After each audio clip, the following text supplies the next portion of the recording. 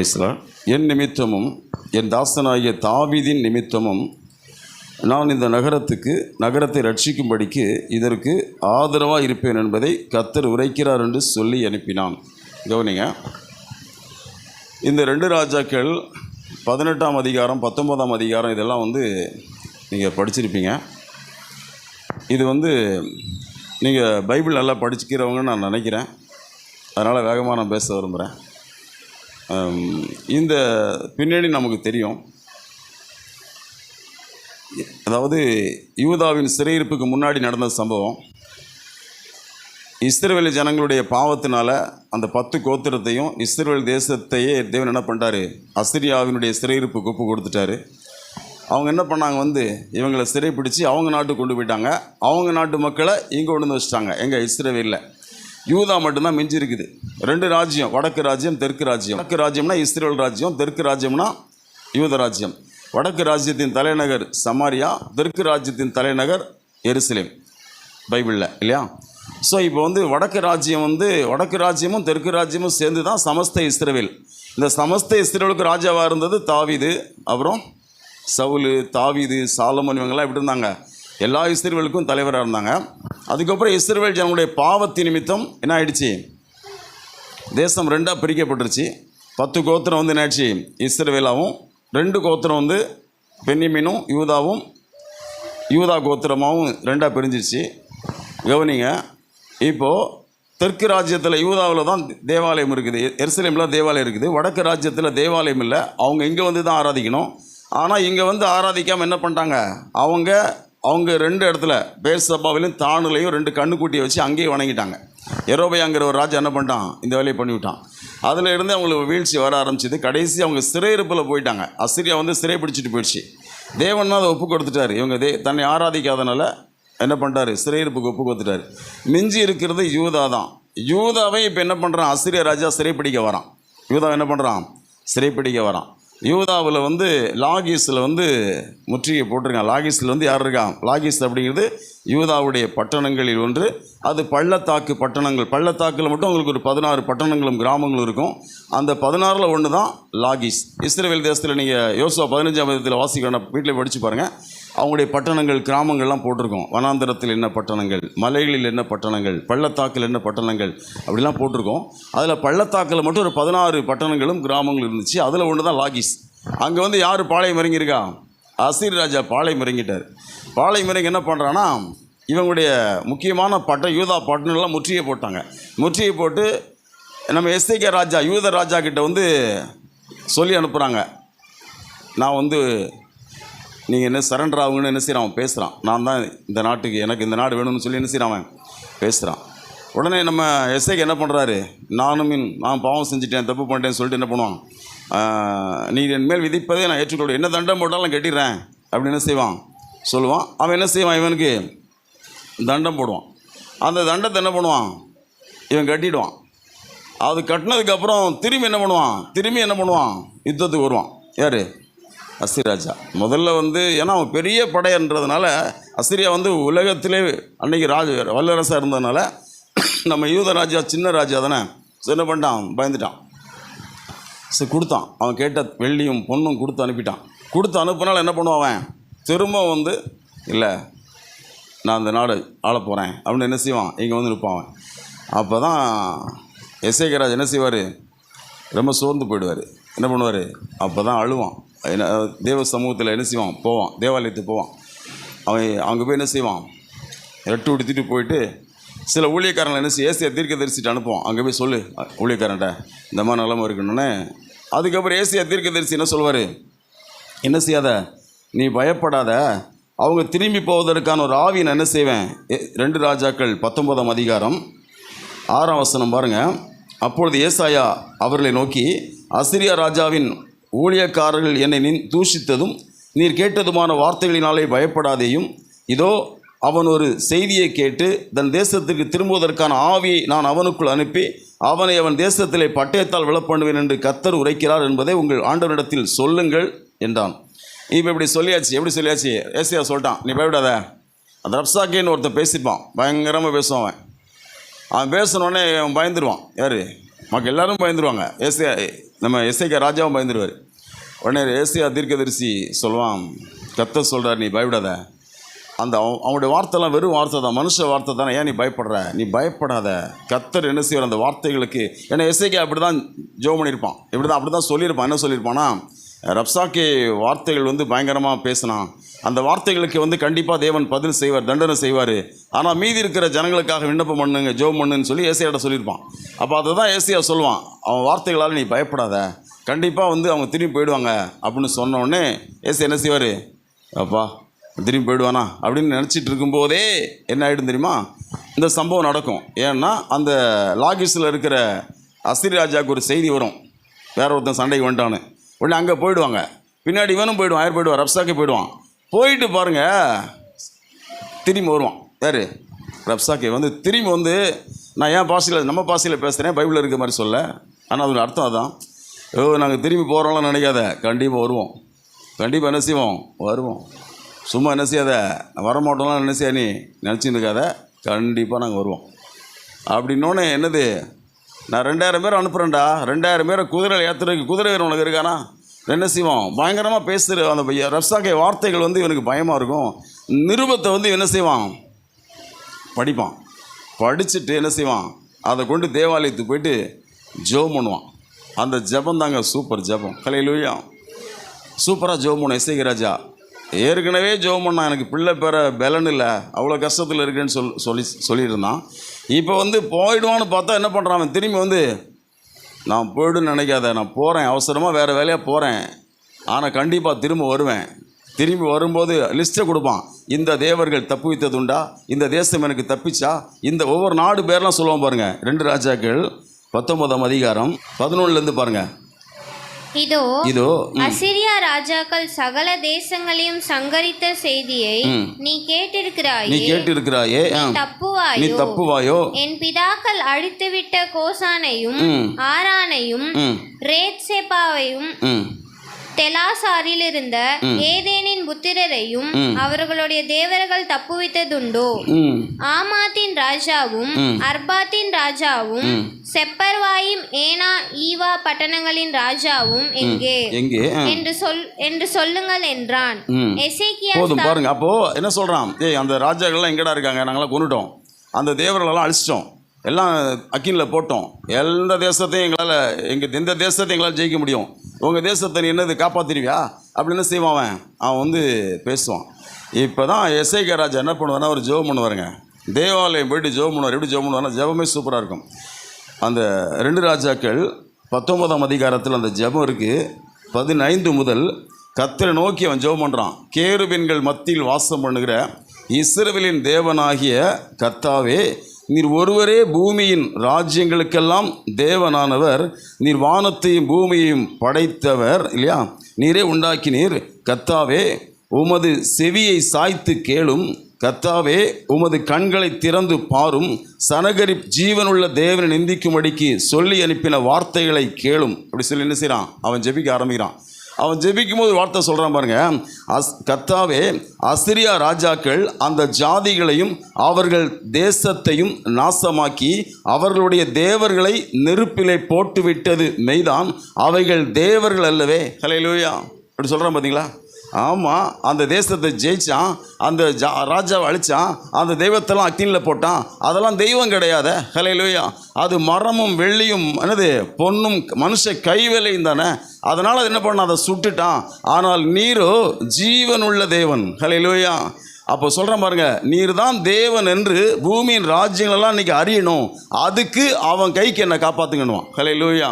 என்ன ஜெபம் பண்ணுறான் பார்த்தீங்களா, இவன் என்ன ஒரே வார்த்தை தான், நீர் தான் தேவன். ஹல்லேலூயா, வேறு எதுவுமே தேவன் அல்ல. ஹல்லேலூயா.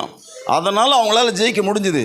அதனால் அந்த நம்பின ராஜாக்களை ஜெயிக்க முடிஞ்சுது, அதை நம்பின தேசத்தை அழிக்க முடிஞ்சுது. ஆனால் என் தேசம் உம்மை நம்புது. ஹல்லேலூயா, நான் உம்மை நம்புகிறேன். ஹல்லேலூயா, நீர் ஜீவன் உள்ள தேவன், நீ மரம் கிடையாது, மண்ணு கிடையாது, கல் கிடையாது, வெள்ளி கிடையாது, பொண்ணு கிடையாது, நீர் ஜீவனாகிய கிறிஸ்து. ஹல்லேலூயா. அப்போ உம்மை நான் நம்புகிறேன், என் குடும்பம் உம்மை நம்புது. சொல்லணும் நீங்கள், என் குடும்பம் உம்மை நம்புது. ஹல்லேலூயா, நான் உம்மை நம்புகிறேன். நீர் என்ன செய்யணும், அவன் கைக்கு என்னை தப்பு வைக்கணும், அப்படி ஜெபம் பண்ணுவான். ஹல்லேலூயா. அப்படி ஜெபம் பண்ண உடனே அது நீங்கள் கீழே வாசித்து பார்த்தீங்கன்னா தெரியும், சூப்பராக ஆண்டவர் என்ன சரி ஆன்சர் பண்ணுவார். நீ பயப்படாதன்னு சொல்லிட்டு அன்றைக்கு ராத்திரி ஒரு தூதன் இறங்கி வருவான். அசிரியா பாளையத்தில் லாகிஸ்க்கு வருவான். வந்து என்ன பண்ணுவான், 1,85,000 அசிரியர்களை கொண்டுடுவான். ஹல்லேலூயா.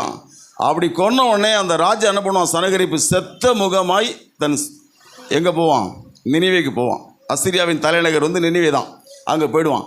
அங்கே போன உடனே அவனுடைய கற்பப்பிறப்பாகி அவன் பெத்த பிள்ளைங்க 2 பேர் என்ன பண்ணுவாங்க, அவனை பட்டயத்தால் கொண்டுடுவாங்க. ஹல்லேலூயா.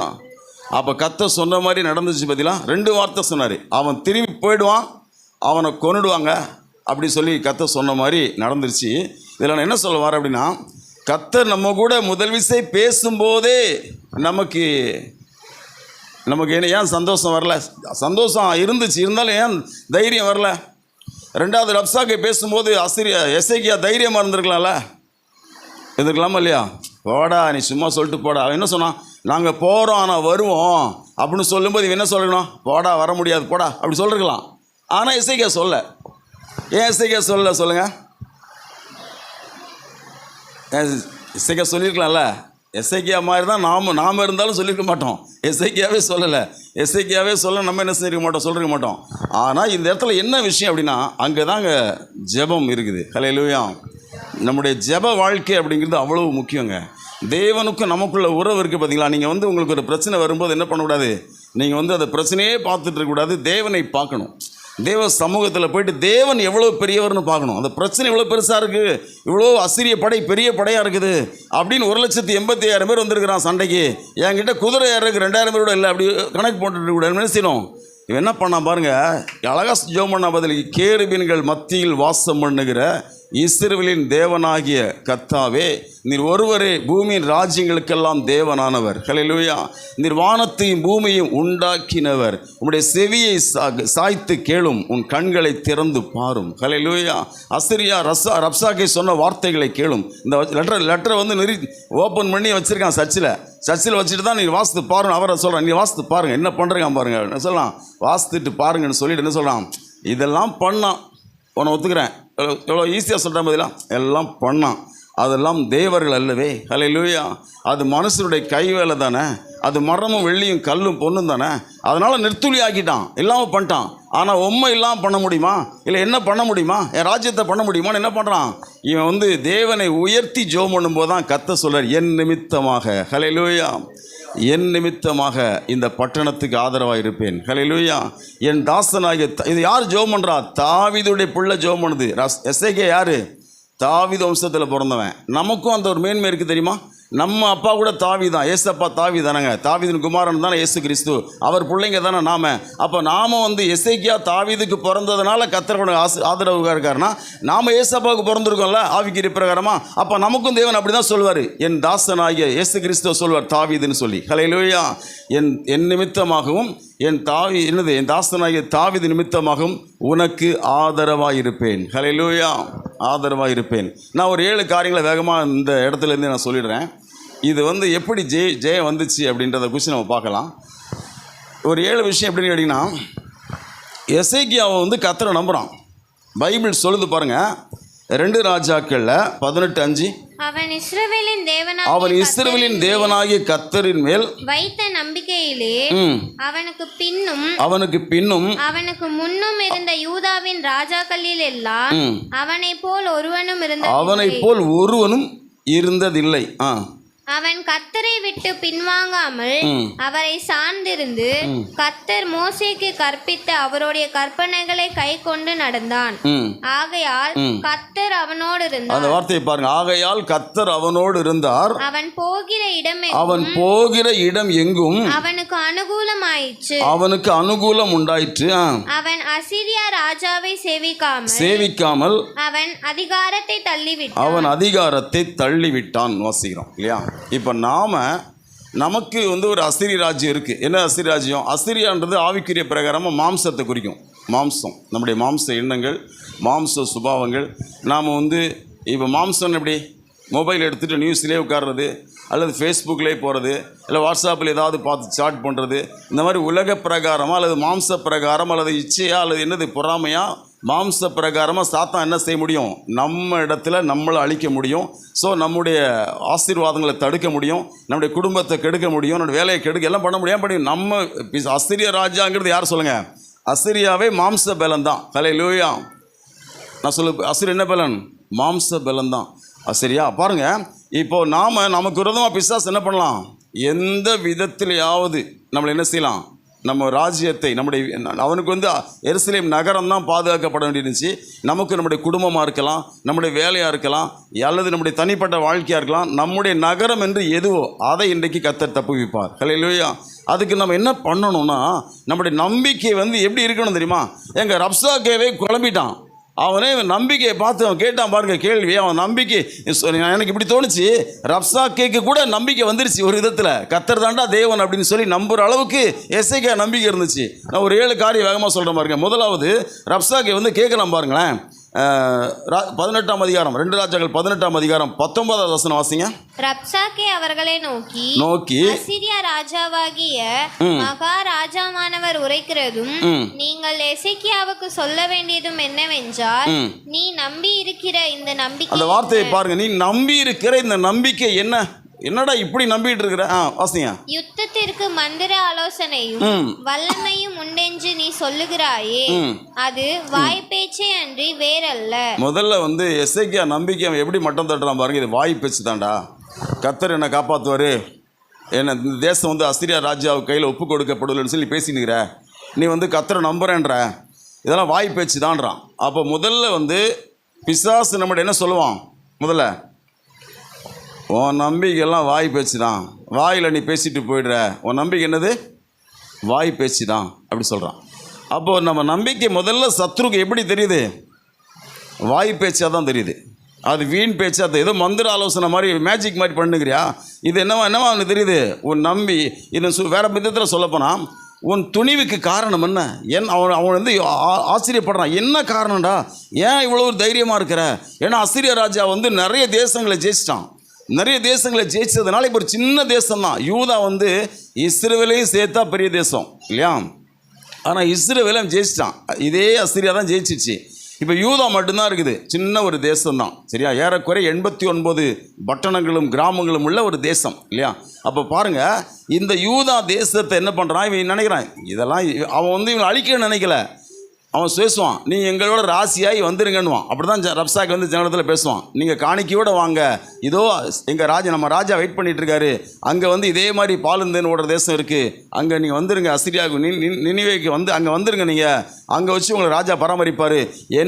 எங்களோட ராசியாகி காணிக்கைகளை கொண்டு வாங்கன்னு சொல்லுவான். அப்படி தான் பேச கொஞ்சம் பேர் தானே. ஒரு பெரிய ராஜா யார் அழிக்கணும்னு நினைப்பான்? அவனோட பெரிய ஆள் அழிக்கணும்னு நினைப்பான். ஆனால் இவங்க சின்ன கொஞ்சம் தான். ஸோ அழிக்கணும்னு நான் நினைக்கல. என்ன நினைக்கிறான்? வந்துருங்கடா, ஏன்டா இங்கே இருக்கீங்க, என் கூட வந்துருங்கடா, இந்த ராஜ்யத்தையும் நான் கட்டிக்க விரும்புகிறேன் அப்படின்னு ஆசைப்படுறான் அசீரிய ராஜா. எசேக்கியா என்ன சொல்லி தெரியுமா? அவன் பேச்சை நீங்கள் கேட்காதீங்க, அவனுக்கு பயப்படாதீங்க, கர்த்தரை நம்புங்கன்னு சொல்லி அவன் யூதாவங்கும் சொல்லி வச்சுட்டான். யார்? எசேக்கியா சொல்லிட்டான். இப்போ முதல்ல அவன் ஒரு கேள்வி கேட்குறான், நீ நம்புகிற நம்பிக்கை என்ன? ஹல்லேலூயா. என்ன துணி உனக்கு இருந்த துணிக்கு என்ன காரணம்? இது வாய் பேச்சுடா அப்படின்னு மட்டம் தட்டி பார்க்குறான். ரெண்டாவது பாருங்கள், எசேக்கியா நம்பிக்கை அவனுக்கு எப்படி பயமுறுத்து பாருங்க. 2வது 20 வசனம் வாசிங்க மறுபடியும். 20. யுத்தத்திற்கு மந்திர ஆலோசனையும் வல்லமையும் உண்டென்று நீ சொல்லுகிறாயே, அது வாய் பேச்சே அன்றி வேறல்ல. நீ என்னை விரோதிக்கும்படி யார் மேல் நம்பிக்கை வைத்திருக்கிறாய்? இதோ நெறிந்த நாணல் கோலாகிய அந்த எகிப்தை நம்புகிறாய். அதன் மேல் ஒருவன் சாய்ந்தால் அது அவன் உள்ளங்கையில் பட்டு உருவி போம். கவனிங்க, எகிப்தை நம்பவே இல்லை, கர்த்தர் தான் நம்புறான். ஆனால் அவனை என்ன முடிவு பண்ணிக்கிறான்? ஒருவேளை எகிப்தை நம்புவானோ? எப்படி கலங்குறான் பாருங்க சத்ரு. ஏன் இவ்வளோ தைரியமாக இருக்கான்? ஒருவேளை யார் வரலாம் இவனுக்கு விரோதமாக, இவன் கூட சப்போர்ட்டுக்கு? எகிப்து வரலாம், அதனால் எகிப்தா இருக்குமோ? அவன் சொல்ல, என்ன விரோதிக்கும்படி யார் மேலே என்னை நம்பிக்கை வச்சிருக்கிற? யாரை நம்பி என்ன எதிர்க்கிற நீ அப்படின்னு என்ன பண்ணுறான்? இவனை பயமுறுத்தி பார்க்குறான். எசேக்கியா பயமுறுத்துறான். எகிப்தை நம்புறியா? எகிப்தை நம்பவே இல்லைங்க இவன். அவன் என்ன பேசிக்கிறான்? ஒருவேளை நீ எகிப்தை நம்புற, அதனால தான் அவளை பேசினுக்கிற. எகிப்தை நம்பாத, அது நாணல் மாதிரி கையில் பட்டால் உருவி போயிடும், அதெல்லாம் இல்லை நினைச்சுவான். 2வது அவன் இன்னும் கொஞ்சம் முதல்ல வாய் பேசினுவான். 2வது எகிப்தை நம்புறியா அப்படின்னு என்ன செய்வான்? பேசுவான். 3வது என்ன பேசுகிறான் பாருங்க, நம்பிக்கை குறித்து என்ன பேசுகிறான் பாருங்க. 22வது வசனம் வாசிங்க. எசேக்கியா 18:2. இடத்தில் எங்கள் தேவனாகிய கர்த்தரை நம்புகிறோம் என்று சொல்லுவீர்களாகில் அவருடைய மேடைகளையும் அவருடைய பலிபீடங்களையும் அல்லவோ எசேக்கியா அகற்றி யூதாவையும் எருசலேமையும் நோக்கி எருசலேமில் இருக்கிற இந்த பலிபீடத்தின் முன் பணியுங்கள் என்றானே. கவனிங்க. மூணாவது என்ன சொல்கிறேன் பாருங்க, அடுத்து என்ன சொல்கிறேன் பாருங்க. ஒருவேளை கர்த்தரை நம்புறீங்களோ, அப்போ கர்த்தரை நம்புறதை பற்றி என்ன சொல்கிறேன்னா, இஸ்ரவேல் தேசத்தில் கண்ணு கூட்டி இருந்துச்சுல, நம்ம எஸ்ஐகே ராஜா என்ன பண்ணார்? எஸ்ஐகே ராஜா வந்து விக்கிரகத்தில் அடிச்சு நொறுக்கினார். கர்த்தருக்குன்னு சொல்லி எங்கெல்லாம் மேடை இருந்துச்சோ மேடையெல்லாம் உடச்சிட்டாரு. அப்போ அதை சொல்கிறான், அவன் கர்த்தருடைய மேடையெல்லாம் உடைக்கும் போது கர்த்தரோட ஒன்றும் பண்ணலையே. அப்போ கர்த்தர் வந்து எஸ்ஐகேவை எதுவுமே பண்ணல. ஆனால் அந்த மேடைகளெல்லாம் வந்து தேவையில்லைங்கிறது யாருக்கு தெரியல? அவனுக்கு கர்த்தரை பற்றி தெரியாதுல்ல, தெரியுமா தெரியாதா? ரப்சாக்கேக்கு வந்து கர்த்தரை தெரியாதுன்னு என்ன நினச்சின்னுக்கிறான்? அந்த மேடைகளை உடைக்கும் போது எசேக்கியாவை கர்த்தர் ஒன்றும் பண்ணலை, அதனால் நான் என்னை வந்து கர்த்தர் தான் அனுப்புனார் அப்படின்னு போய் சொல்கிறான். சொல்ல புரியுதா உங்களுக்கு? அப்புறம் என்ன போய் சொல்கிறான்? என்னை அனுப்புனது யார்? கர்த்தர் தான். நீங்கள் அவரை நம்பாதீங்க. இப்போ யாரை பற்றி எப்படி அவன் நம்பிக்கை எப்படி குழப்பறான் பாருங்க. அவன் நீ வாய் பேச்சு பேசுகிறா, வெறும் வாய் தான் பேச முடியும், செய்ய முடியாதுன்றான் ஃபஸ்ட்டு. ரெண்டாவது, நீ ஒரு எகிப்தை நம்பிட்டு தான் கத்தர்ன்றியா? எகிப்து தான் அவனை கத்தர் நக்கல் பண்ணுறான். மூணாவது சொல்கிறான், சரி ஒருவேளை கத்தர் நம்புறீங்க, அவரெல்லாம் ஒன்றும் பண்ண மாட்டார். என்ன பண்ண மாட்டார்? ஏன்னா என்ன செய்யலாம் சொல்கிறான், எஸ்ஐக்கு மேடை உடைச்சான், அவன் ஒன்றும் சொல்ல, இப்போ என்ன கூட கத்தர் தான் அனுப்பியிருக்காரு அப்படின்வான். அங்கே வாஸ்து பார்த்து தெரியும். அப்போ இப்படி போய் பேசுனீங்கன்னா எஸ்ஐக்கியோட நம்பிக்கை வந்து இதெல்லாம் பேசணும்னு என்ன நினச்சான்? அப்போ கத்தர் சொல்லியிருப்பாரோ, அழிக்க சொல்லியிருப்பாரோன்னு நினைச்சல, சந்தேகம் படல. அவன் பாட்டு பேசினுக்கிறான், அவன் வார்த்தைகளுக்கு செவி கொடுக்காதுன்னு சொல்லிட்டான். இவன் பாட்டு என்ன பண்ணுகிறான்? பேசினுக்கிறான். கவனுங்க, நாலாவது காரியம் பாருங்க. 4:29 முதல் வாசிங்களா? 29. எசேக்கியா உங்களை வஞ்சியாதபடி பாருங்கள், அவன் உங்களை என் கையிலிருந்து தப்புவிக்க மாட்டான். கர்த்தர் நம்மை நிச்சயமாய் தப்புவிப்பார். இந்த நகரம் அசீரியா ராஜாவின் கையில் ஒப்பு கொடுக்கப்படுவதில்லை என்று சொல்லி எசேக்கியா உங்களை கர்த்தரை நம்ப பண்ணுவான். அதற்கு இடம் கொடாதிருங்கள் என்று ராஜா சொல்கிறார். அடுத்து என்ன பண்ணனா, எசேக்கியா நம்ப பண்ணுவான். நீங்க இடம் கொடுக்காதீங்க. என்ன பண்ணாதீங்க? இந்த மாதிரி ஒரு நம்பிக்கைக்கு என்ன செய்யாதீங்க? இடம் கொடுக்காதுன்னு ஜனங்களை பார்த்து பேசுகிறேன். எஸ்ஐக்கியா என்ன பண்ணுவான்? நம்ப பண்ணுவான். அப்போ எஸ்ஐக்கியா வந்து என்ன நினச்சிட்டு இருக்கான் பேசும்போது? எஸ்ஐக்கியா தான் நம்ப பண்ணுவான். உங்களுக்கு அந்த நம்பிக்கைலாம் இல்லை, இப்போது நீங்களாம் நம்பலை, எனக்கு தெரியும். அவங்க நம்ப பண்ணிகிட்டு இருக்கிறான். நீங்கள் என்ன செய்யாதீங்க? இடம் கொடுத்துடாதீங்க அப்படி சொல்லி என்ன செய்வான்? ஜனத்துடைய நம்பிக்கைக்கு விரோதமாக பேசுவான். இந்த அளவுக்கு கலங்கி போயிட்டான் பாருங்க. அடுத்து என்ன முடிவுக்கு வரான் பாருங்க. 32 வாசிங்க. அவனவன் தன் தன் திராட்சை செடியின் கனியையும் தன் தன் அத்தி மரத்தின் கனியையும் புசித்து அவனவன் தன் தன் கிணற்றின் தண்ணீரை குடியுங்கள். இவ்விதமாய் நீங்கள் சாகாமல் பிழைப்பீர்கள். கர்த்தர் நம்மை தப்புவிப்பார் என்று உங்களை போதனை செய்ய எசேக்கியாவுக்கு செவி கொடாதிருங்கள். அப்புறம் முதல்ல என்ன சொன்னா, இடம் கேட்க, அந்த பேச்சே கேட்காதீங்க. நான் இப்போ என்ன சொல்றான்? ஒருவேளை செவி கொடுத்துடாதீங்க, ரொம்ப கவனமாக கேட்டுறாதீங்க. கேளுங்க, எப்படி செய்வீங்க? கேளுங்க, ஆனால் கவனமாக கேட்டுறாதீங்க. அவன் கொஞ்சம் கொஞ்சமாக என்ன பண்ணிட்டு இருக்கான் ரப்சாக்கே? இப்போ நம்பிக்கை வச்சு அவனே யோசிக்க ஆரம்பிச்சிட்டான். இப்போ என்ன சொல்கிற மாதிரிலாம் அந்த போதனையை கேட்காதீங்க. அசீரியா ராஜா கையில் நம்ம ஒப்பு கொடுக்க மாட்டோம், கர்த்தர் கண்டிப்பாக தப்புவிப்பாருங்கிற அந்த போதனை இருக்குல்ல, அதான் எசேக்கியாவுடைய போதனை. அவன் கையில் நம்ம போக மாட்டோம்டா, கர்த்தர் காப்பாற்ற வர்றா அப்படின்னு தான் எசேக்கியா பேசிகிட்டு இருக்கான். இது கூட கர்த்தர் இடத்துல ஜெபிக்கிறதுக்கு முன்னாடியே பேசிட்டான். அப்படி இன்னும் ஜெபம் பண்ணல, போய்ட்டு என்ன செய்யலாம்? லைட்டாக போய் ஜெபம் பண்ணிட்டு வந்தான், அவ்வளோதான். மற்றபடி என்ன செய்யலாம்? இந்த ரெண்டாவது ஜெபிச்ச மாதிரிலாம் எனக்கு ஜெபிக்கலைங்க. அதுக்கு முன்னாடி என்ன நம்பிக்கை அவனுக்கு இருக்குது எசேக்கியாவுக்கு?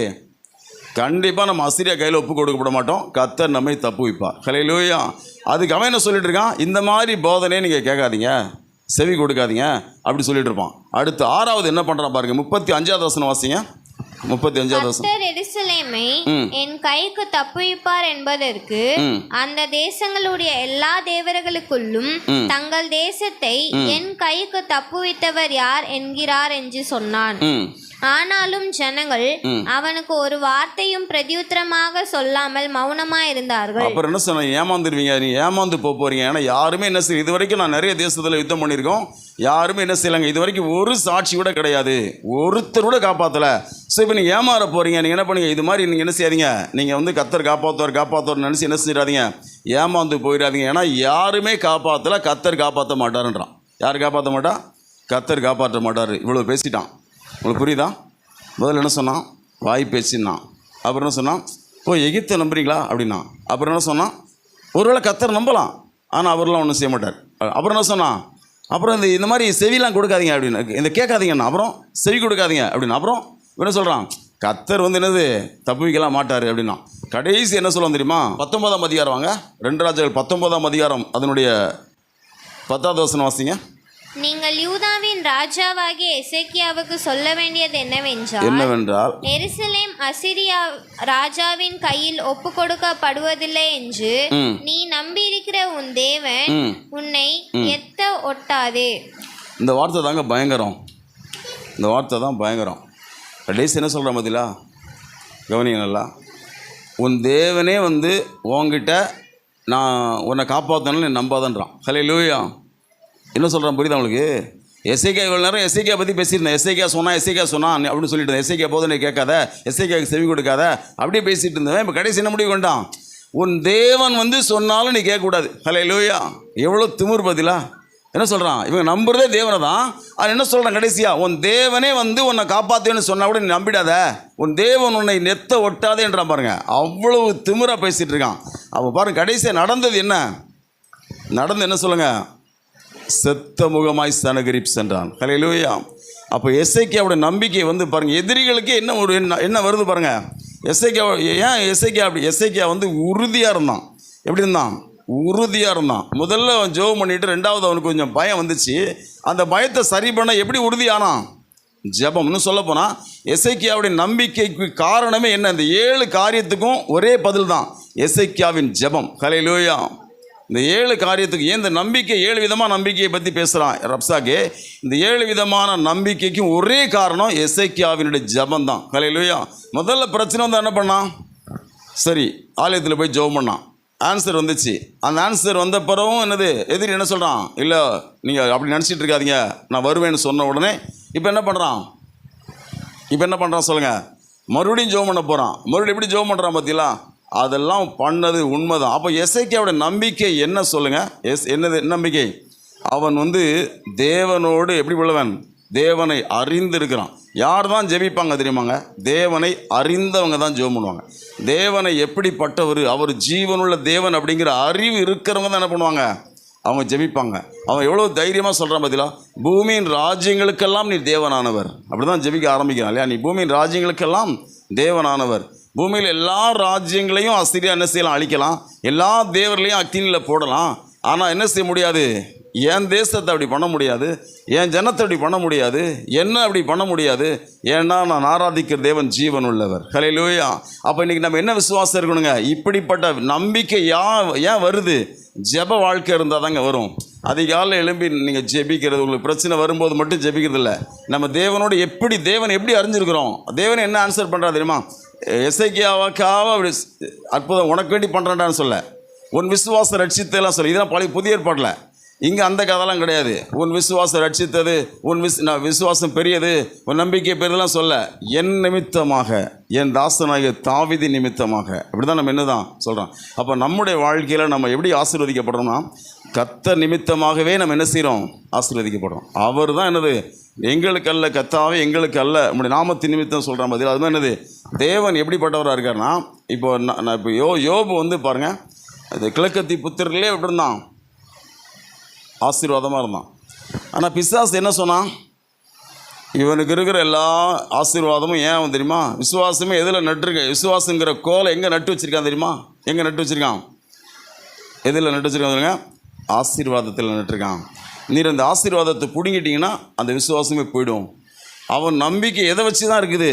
நீர் ஆசீர்வதிக்கணுங்கிறதுக்காக தான் நம்புகிறான், நீர் அவனை பாதுகாக்கணுங்கிறதுக்காக நம்புகிறான். ஆனால் அப்போ கர்த்தர் என்ன சொல்கிறார்? டேய், அவன் விசுவாசத்துக்கும் ஆசீர்வாதத்துக்கும் சம்மந்தமே கிடையாது. என்னை ஆசீர்வதிக்கிறது வேறு கதை, அவன் என்னை விசுவாசிக்கிறது வேறு கதை, அப்படி சொல்கிறார். சொல்ல புரியுதா?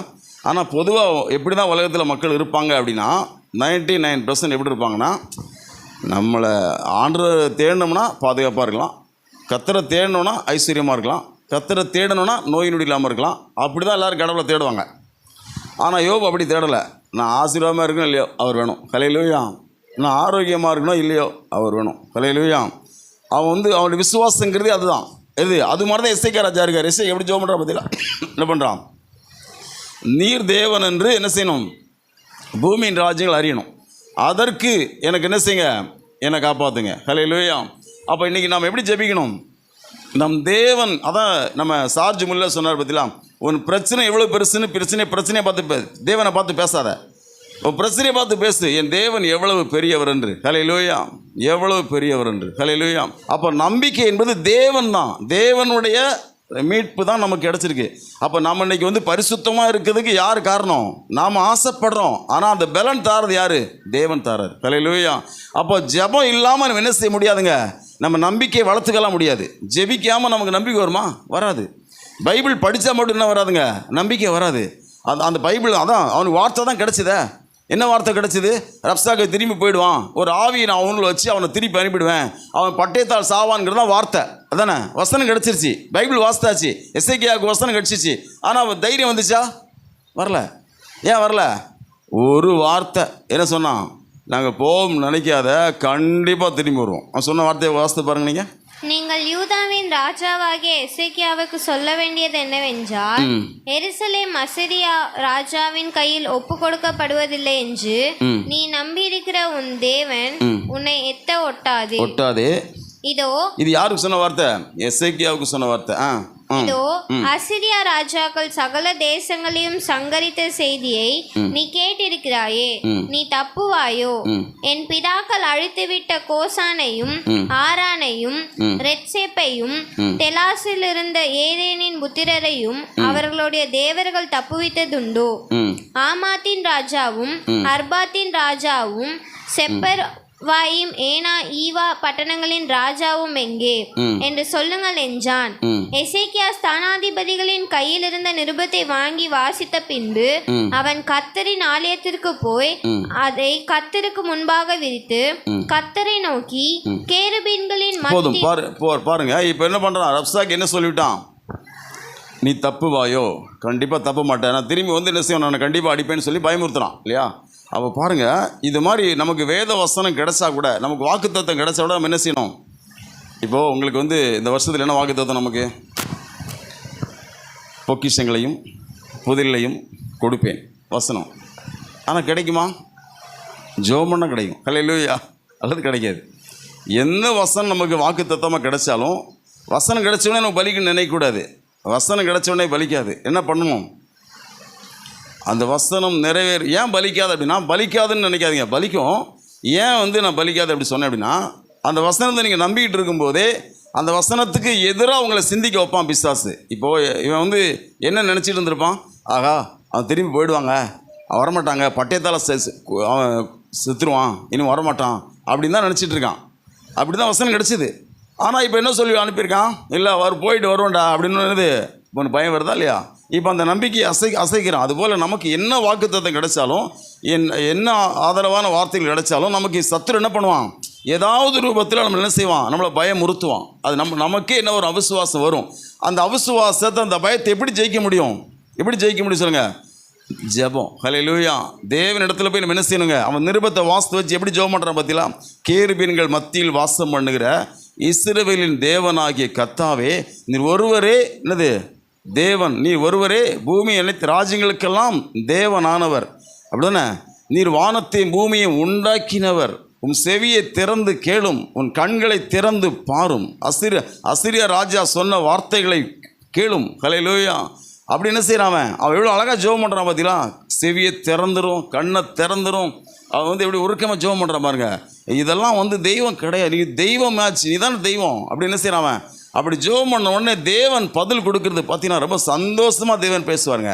எசேக்கியா ராஜா கிடைக்கிற ஆன்சர் வந்து சூப்பராக இருக்கும். வாசிங்களா நீங்கள் அதை?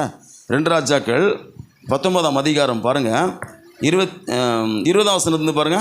அப்பொழுது ஆமோத்சின் குமாரனாகிய ஏசாயா எசேக்கியாவுக்கு சொல்லி அனுப்பினது. நல்லா கவனிங்க.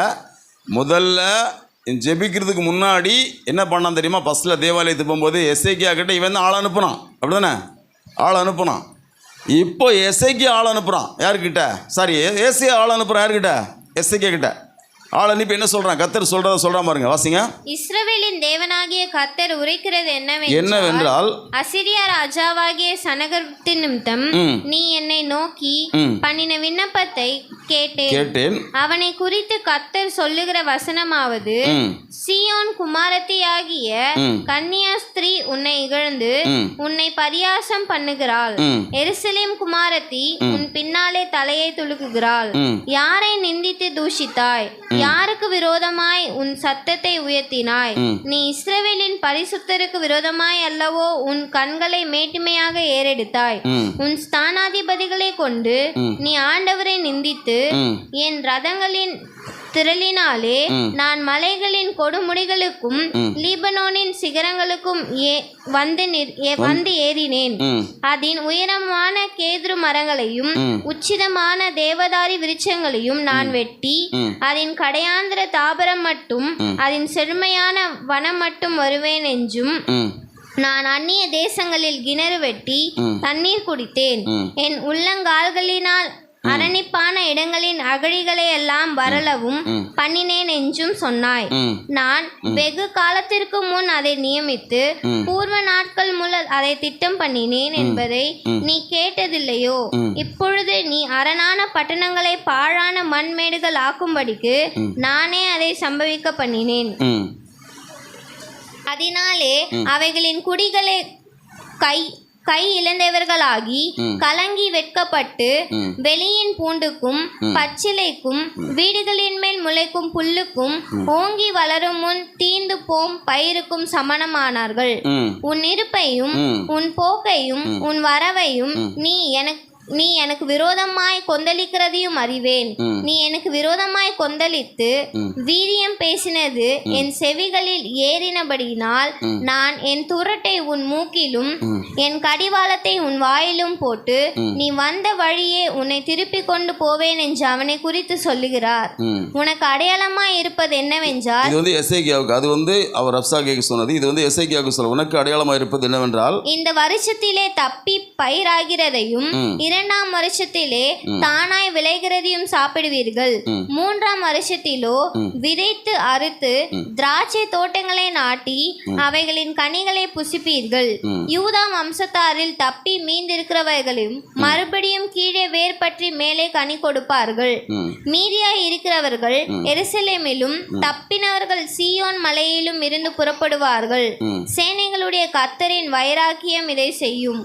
ஆகையால் கர்த்தர் அசீரியா ராஜாவை குறித்து, அவன் இந்த நகரத்திற்குள் பிரவேசிப்பதில்லை, இதன் மேல் அம்பு எய்வதும் இல்லை, இதற்கு முன் கேடகத்தோட வருவதும் இல்லை, இதற்கு எதிராய் கொத்தளம் போடுவதும் இல்லை. அவன் இந்த நகரத்திற்குள் பிரவேசியாமல் தான் வந்த வழியே திரும்பி போவான்.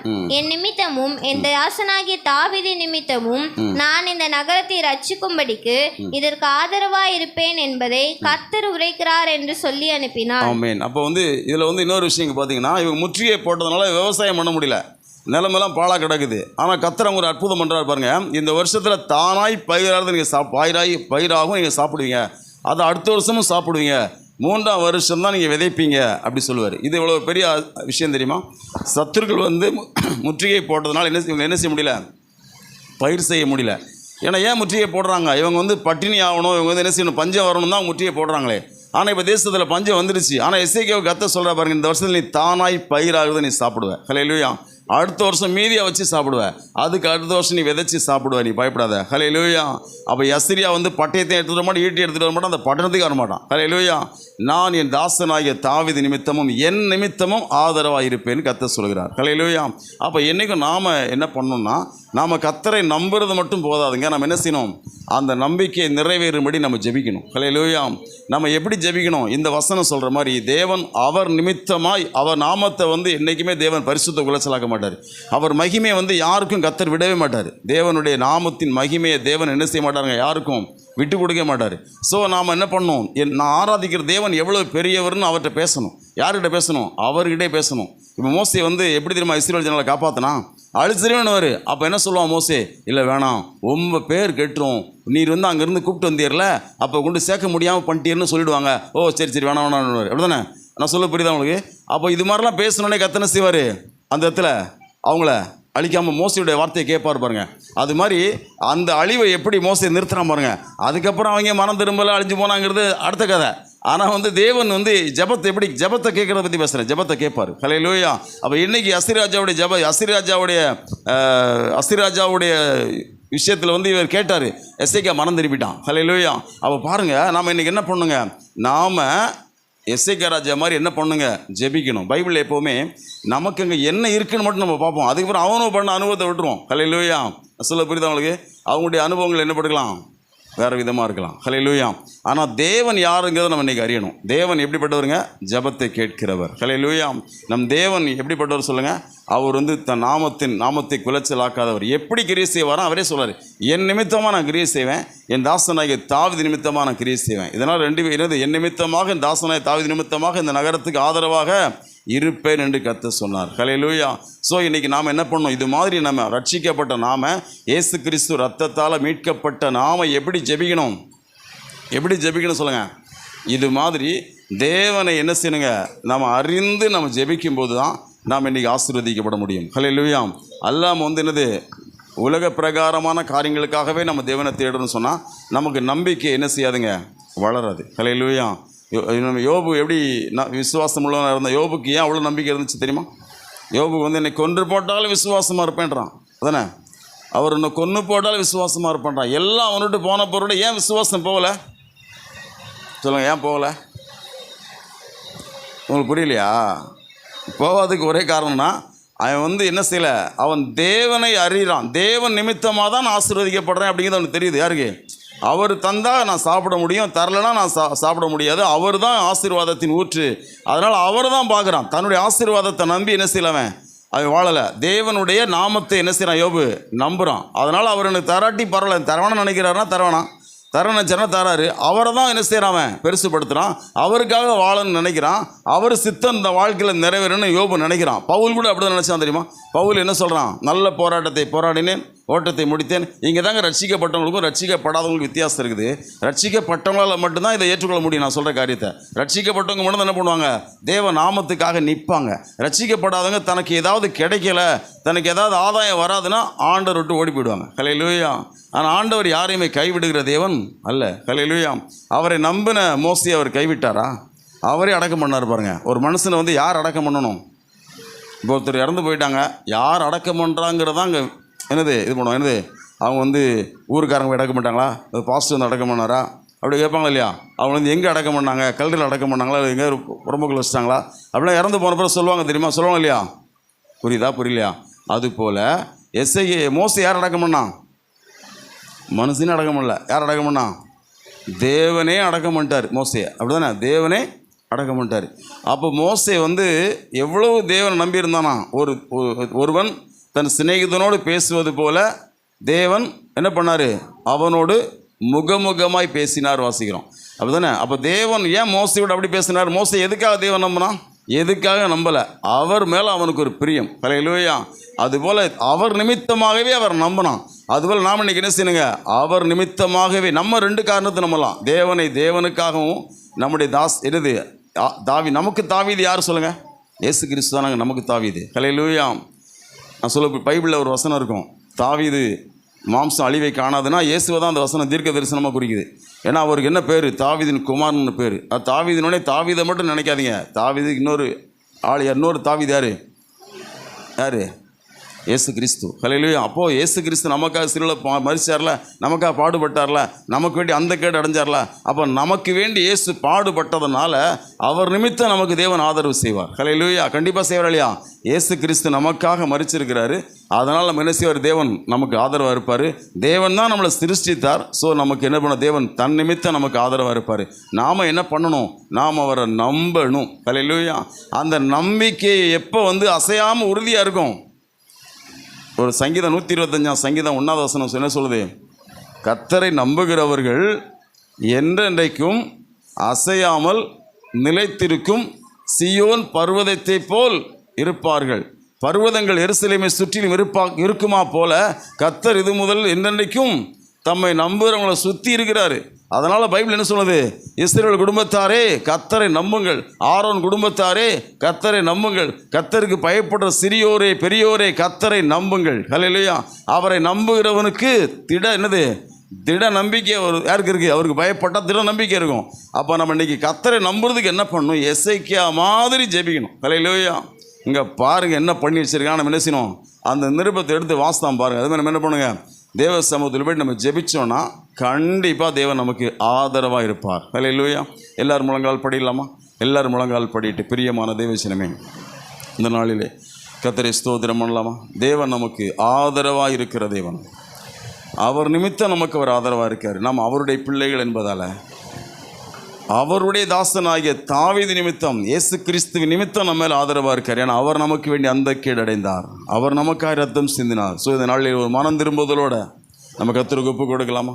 ஒரு மனம் திரும்புதலோட நம்முடைய சொந்த மேன்மைக்காக நம்ம ஜெபிக்கக்கூடாதுங்க. உலக பிரகாரமான ஆசைகளுக்காக நம்ம ஜெபிக்க வேண்டாம். நாம் தேவனுடைய சித்தத்தில் நிற்கிறதற்கு, தேவன் நமக்கு என்ன தர நினைக்கிறாரோ அதை தருவார். தேவன் நமக்கு என்ன செய்யணும்னு விரும்புகிறத கண்டிப்பாக செய்வார். இதற்கு விரோதமாய் அசிரியா வரலாம், நம்முடைய மாம்ச பலமாக இருக்கலாம். சிலருக்கு அசிரியாங்கிறது உலகமாக இருக்கலாம், சிலருக்கு அசிரியாங்கிறது மாம்ச எண்ணங்களாக இருக்கலாம், சிலருக்கு அசிரியா அப்படிங்கிறது இச்சையாக இருக்கலாம். ஒவ்வொருத்தருக்கும் அசிரியா அப்படிங்கிறது எதிரி எந்த விதத்துலையும் வரலாம். எசேக்கியா ராஜாவுக்கு அசிரியா சனகரிப்பு ரூபத்தில் எதிரி வந்தான். அது மாதிரி நமக்கு இன்றைக்கி நம்முடைய எதிரி என்ன ரூபத்தில் வேணால் இருக்கலாம், ஆனால் தேவன் அவன் கைக்கு நம்ம ஒப்பு கொடுப்பதில்லை. ஹல்லேலூயா. நாம் ஜெபிக்கும் போது, நாம் தேவ சமூகத்தில் நிற்கும்போது அவர் நம்மை தப்புவிக்க வல்லவர். இந்த கடைசி நாட்களே நம்ம ஒப்பு கொடுக்கலாமா? மகா பரிசுத்தமும் கிருபையும் இரக்கமுள்ளவரே உமக்கு ஸ்தோத்திரம், ஸ்தோத்திரம் அப்பா. இதனுடைய சமூகத்தில் தாழ்த்தி ஒப்பு கொடுக்கிறோம். கர்த்தாவே, நான் ஆதரவாக இருப்பேன் என்று சொல்லியிருக்கிற தேவன், நீர் எங்களுக்கு ஆதரவாக இருக்கும்படி நாங்கள் ஜெபிக்கிறோம். எங்கள் நம்பிக்கை பெருகும்படிக்கு நாங்கள் இந்த நாட்களே வேத வாசிப்பிலும் தியானத்திலும் நாங்கள் காணப்பட, ஜெபத்திலே காணப்பட எங்களை ஒப்பு கொடுக்கிறோம். கர்த்தர் அப்படி ஆசீர்வதிங்க, நீர் மகிமைப்படுவீராக. இயேசு கிறிஸ்துவின் நல்ல நாமத்தில் பிதாவே, ஆமென். என் கூட வா. நாம் என்ன செய்ய போறோம்? உலகத்தை மாற்றப் போகிறோம். இருதயத்தில் சுத்தமுள்ளவர்கள் பாக்கியவான்கள், அவர்கள் தேவனை தரிசிப்பார்கள். கடவுளிடம் ஜெபியுங்கள். தேவனுக்கு நீங்கள் முதல் இடம் கொடுங்கள், உங்களுக்கு எல்லாவற்றையும் தருவார். என்னை விசுவாசிக்கிறவன் நீ உயிர் பிழைப்பாய். ஒரு கல் மற்றொரு கல்லின் மேல் ஈராதபடிக்கு எல்லாம் இடிக்கப்படும்.